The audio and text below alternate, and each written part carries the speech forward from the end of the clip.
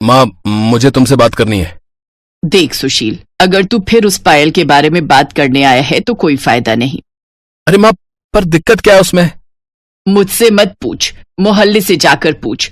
रोज सुबह जब तक वो 2-3 लोगों से लड़ ना ले उसका दिन शुरू नहीं होता। और ऐसी लड़की को तू इस घर की बहू बनाना चाहता है। अरे मेरे बच्चे, सुंदरता तन की नहीं मन की देखनी चाहिए। लेकिन माँ, इसी मोहल्ले के सारे लड़के उसके पीछे पड़े हैं, पर उसने मुझे चुना। यह आपके लिए छोटी बात होगी, पर मेरे लिए नहीं। पायल के प्यार में अंधा हो चुका सुशील लगातार अपनी माँ चंदा से बहस कर रहा था।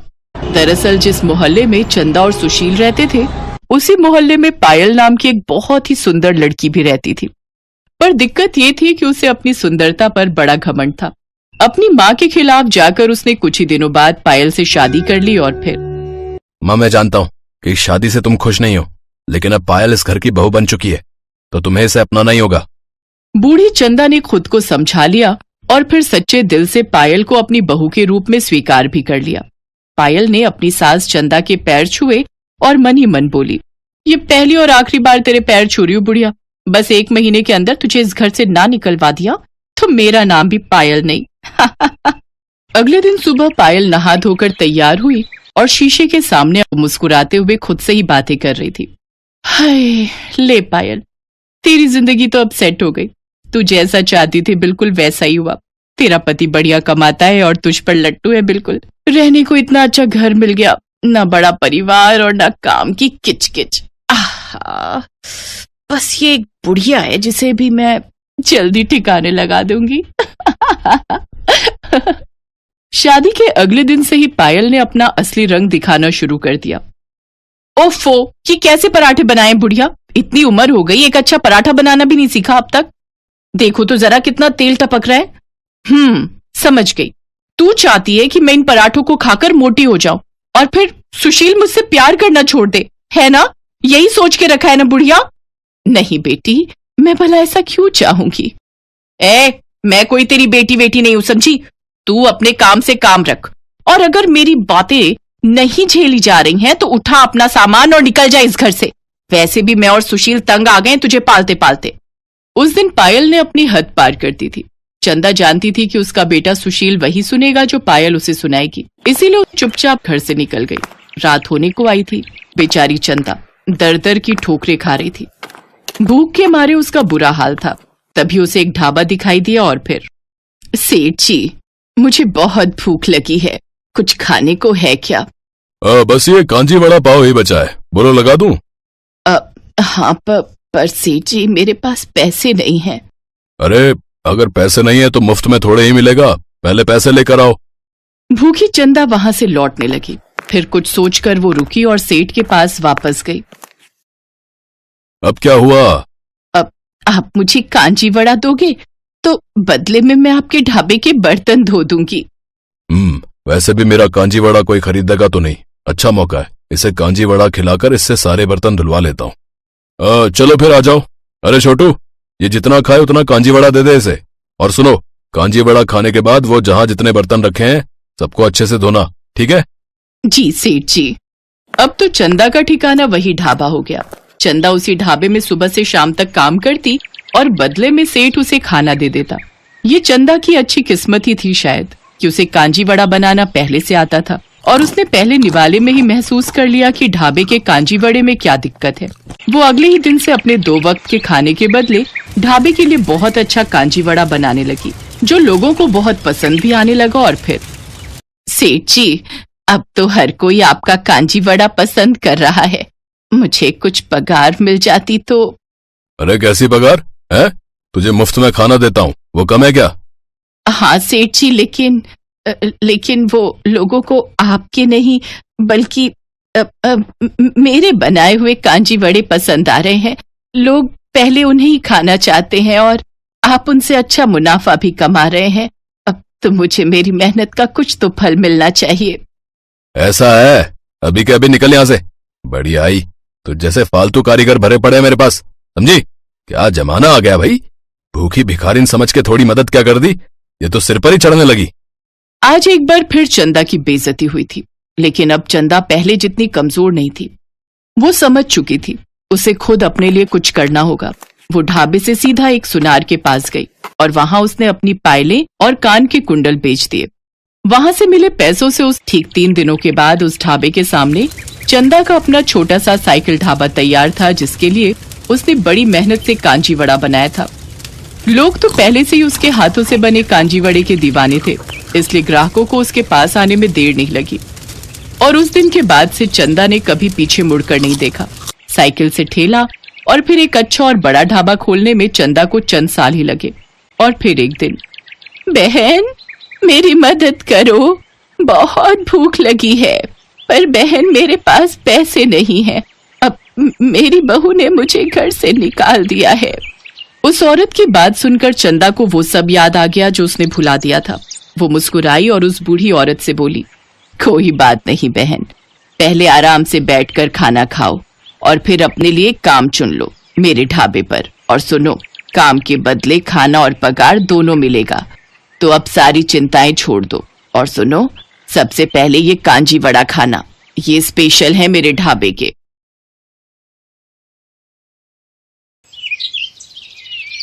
बंटी और बबली दोनों सगी बहनें, दोनों ही एक नंबर की चालाक थी। वो बूढ़ी औरतों का भेष बनाकर अलग अलग गांव में जाती थी और जहां भी सीधी साधी अमीर सेठानी औरतें दिखाई दे उनको ठग लेती थी। अरे मोरी मैया, ये तो सच में जादू हो गया, मुझे भी कोई ऐसी दवाई दे दो, मैं तो बिल्कुल ऐसी 20 साल की जवान लड़की बनना चाहती हूँ। मेरे पति तो मुझे पसंद ही नहीं करते, हमेशा मुझे बुढ़िया बुढ़िया कहकर चिढ़ाते रहते हैं। सही कह रही हो बहन, मेरे पति भी मुझे ऐसे ही सुनाते हैं कि तू तो अब बूढ़ी हो गई है, तेरे ऊपर कुछ पहना ओढ़ा अच्छा नहीं लगता, अब दिखाऊंगी मैं कितनी सुंदर लगती हूँ। वैसे ये दवाई खाकर हम कितने दिन में जवान हो जाएंगे? बस एक बार ये 1 हफ्ता दवाई खा लो, उसके बाद आने वाले 1 हफ्ते के अंदर तुम्हारे अंदर बदलाव आ जाएगा। पर ये दवाई महंगी है, इतना याद रखो, 51,000 रुपए का शगुन डालना पड़ता है, तब ये दवाई मिलती है और तभी ये अपना असर दिखाती है। अब तुम पांचों अगर जवान होना चाहती हो तो कल 51,000 रुपए ले आओ और ये दवाई ले जाओ। अरे वो तो कोई दिक्कत नहीं है, पैसों की चिंता तुम ना करो, हम कल ही ले आएंगे। पर मेरी तो अब बहन की लड़की की शादी है, मैं सोच रही हूँ कल से दवाई शुरू कर दूं। हाँ, आप कल से ही दवाई शुरू कर दो, तभी आप मेरी तरह सुंदर बन पाओगे। ठीक है, तो फिर हम सब कल पैसे लेकर आ जाएंगे, तुम हमें दवाई दे देना। मोहनपुर गांव की सारी अमीर बड़े घर की औरतें बंटी और बबली के झांसे में आ जाती हैं और उनसे दवाई खरीद लेती हैं। बंटी और बबली तो अपना काम करके उन औरतों को ठग कर कब का वहां से रफू चक्कर हो चुकी थी, पर मोहनपुर गांव की औरतें अपना सिर पीटती रह गई। उनके घर में सभी उन्हें डांटने लगे। अरे तुम पागल हो क्या? तुम्हारी उम्र हो गई, बाल पक गए, पर अक्ल अभी भी बच्चों वाली है। ऐसे भला दवाई लेकर कोई इतना जवान हो जाए कि 20 साल की लड़की बन जाए? तुम्हें क्या हो गया था? बताओ, फालतू के पैसे खराब हो गए और वो औरतें तुम्हें ठग कर चली गई। अरे मुझे अकेली को क्यों डांट रहे हो? सब किया धरा उस सुशीला का है, वही मुझे उन औरतों के पास ले गई थी। पर मुझे अभी तक समझ में नहीं आ रहा है कि उनमें से एक बूढ़ी दादी और वो उसकी पोती, क्या जो हमें पागल बना रही थी वो दादी पोती है क्या? तुम यहाँ अपना गणित लगाती रहो और वो दोनों राम जाने किसी और को लूट रही होंगी। बिल्कुल सही। बंटी और बबली अब सीतापुर गांव में पहुंच चुकी थी। अब उनका अगला निशाना यहाँ की अमीर घर की औरतें। बंटी, चल अगला निशाना ढूंढते हैं, थोड़ा गांव में घूम आए। ठीक है, पहले इन सब का विश्वास भी तो जीतना होगा। अरे वो तो हमारे बाएं हाथ का खेल है। बंटी और बबली 2 बुढ़िया बनकर सीतापुर गांव में घूमने लगी। वो एक चौपाल के पास से गुजरी, वहाँ कुछ बड़े घर की औरतें बैठी हुई आपस में गप्पे मार रही थी। बंटी और बबली जानती थी कि ये सही मौका है। अरे लाजवंती, कितने दिन में मैं जवान हो जाऊंगी? दवाई की 5 खुराक तो मैंने खा ली है। सुमित्रा, तुझे सब्र नहीं है, मैंने तुझे कहा ना, तू देखना सुंदर लड़की में ना बदल जाए तो मेरा नाम बदल देना। मैंने भी वो दवाई शुरू कर दी है। अरे हम जैसी बहुत बूढ़ी औरतें उस दवाई को खाकर जवान हुई हैं। ये दोनों बुढ़िया औरतें गांव में नई दिखाई दे रही हैं, पर ये किस दवाई की बात कर रही हैं? जरा पूछ तो। अरे बहन जी, जरा रुकना, आपको इस गांव में पहली बार देखा है, आप ये किस दवाई की बात कर रहे हो? जी नमस्ते। हम दोनों तो बूढ़े से जवान होने की दवाई की बात कर रहे हैं। हम वो दवाई खा रहे हैं। अब बूढ़े शरीर से काम नहीं होता, उम्र हो चली है, शरीर कमजोर हो गया है। हमें किसी ने दवाई दी थी कि इसको खाने से हम बहुत जल्दी जवान लड़की बन जाएंगे, तो हम इसी बारे में बात कर रहे हैं। हाय हाय हाय, सचमुच बुढ़ापा झेला ही नहीं जाता। कभी कोई बीमारी शरीर को घेर लेती है तो कभी कोई। हमसे अब बुढ़ापा सहन नहीं होता, इसलिए हम जवान होने की दवाई खा रहे हैं। अच्छा, तो उससे कोई भी जवान हो सकता है? अगर हम लोग वो दवाई खाएं, क्या तुम हमें भी वो दवाई दे सकती हो? हाँ, क्यों नहीं, वो दवाई तो हम जरूर दे सकते हैं। उसके लिए 51,000 रुपए देने होंगे, वो शगुन होता है। हाँ, ठीक है, पर पहले आप हमें इस बात का सबूत दो कि वो दवाई सचमुच हमें जवान बना देगी। मेरी दवाई को 5 दिन हो चुके हैं, बस कल एक दवाई और लेनी है, फिर परसों मैं तुम्हें एक जवान लड़की के रूप में दिखाई दूंगी। ठीक है, तो फिर हम परसों ही दवाई खरीदेंगे। पहले तुम्हें देख तो ले, आजकल चोर उचक्के बेईमान ठग बहुत लूटने लगे हैं। अरे तो ठीक है, आप जब परसों सुमित्रा को लड़की के रूप में देखोगे तभी आपको विश्वास होगा।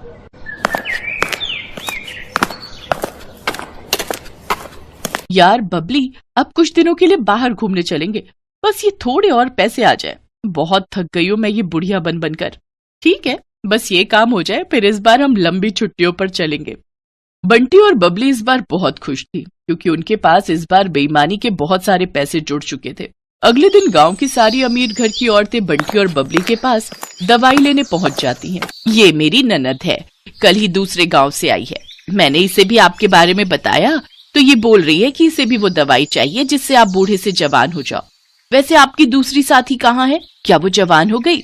हाँ बहन जी, वो तो कल रात को ही जवान हो गई थी। अरे सुमित्रा, जरा सामने आ जल्दी से, इन्हें अपना जादू दिखा। सब औरतें चौंक जाती हैं, क्योंकि बबली अब एक लड़की के रूप में थी। तभी सेठानी की ननद बोली, क्या बात है, वैसे कितने दिन लगे आपको बुढ़िया से जवान होने में? मुझे तो 1 हफ्ता लगा था। वैसे अब दवाई में नया तरीका अपनाया गया है, आप सबको सिर्फ 2 दिन ही लगेंगे। अब आप जल्दी से ये पैसे जमा कर दो तो हम आपको दवाई दे दे। 2 दिन का इंतजार क्या करना है, मैं आपको अभी लड़की बनकर दिखा देती हूँ। सेठानी की ननद कोई बूढ़ी औरत नहीं थी, बल्कि सेठानी की भतीजी ये सब नाटक कर रही थी, जो पिछली रात ही अपनी बुआ के घर रहने आई थी। जब सेठानी की भतीजी रीमा को ये बात पता चली तो उसे दाल में कुछ काला लगा, क्योंकि उसकी अपनी सहेली की माँ के साथ ऐसा हो चुका था और वो बदमाश औरतें कहीं नहीं मिल रही थीं। बुआ जी, ये कोई बूढ़ी औरतें नहीं, ये 2 चालाक लड़कियां हैं। ये ठग हैं, गांव-गांव जाकर सबको बेवकूफ बनाती हैं और पैसे ठगती हैं। असल में इनका नाम बंटी और बबली है। पहले ये 2 बुढ़िया के रूप में गांव में जाती थी, फिर इनमें से एक अपने रूप में वापस आ जाती है। बस यही सारी औरतें धोखा खा जाती हैं। ये अपना मेकअप उतार देती है। अच्छा, ऐसी बात है, हम तो इनके जाल में फंसे ही जा रहे थे। अब तुम दोनों को यहाँ से कोई नहीं भागने देगा। रीमा बिटिया, जल्दी से चौधरी साहब को और बाकी गांव वालों को भी बुला लो, इन दोनों को पकड़ना बहुत जरूरी है। बबली, हमारी चालाकी हम पर भारी पड़ गई, अब तो हमें ये पुलिस के हवाले करके रहेंगे। तुम ठीक कह रही हो बहन, कोई बात नहीं, थोड़े दिन जेल की रोटी खा लेंगे। रीमा की समझदारी से बंटी और बबली, जो कि बहुत समय से लोगों को ठगने का काम कर रही थी, उन्हें पुलिस पकड़ लेती है और उन्हें जेल हो जाती है। दोनों को अपने किए की सजा मिल जाती है। बंटी और बबली दोनों को समझ आ गया था कि चोर कितना भी समझदार हो, कितना भी चालाक हो, पर एक ना एक दिन उसे अपराध की सजा जरूर मिलती है।